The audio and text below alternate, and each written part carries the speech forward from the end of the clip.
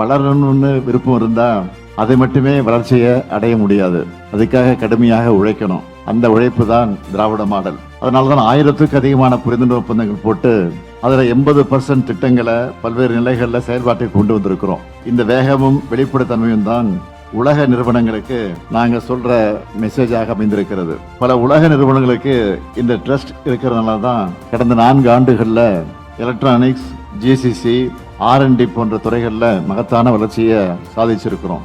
Electronics துறையில $14.65 billion பொருட்கள் ஏற்றுமதியோட இந்தியாவிலே நம்பர் 1 இருக்கிறோம்.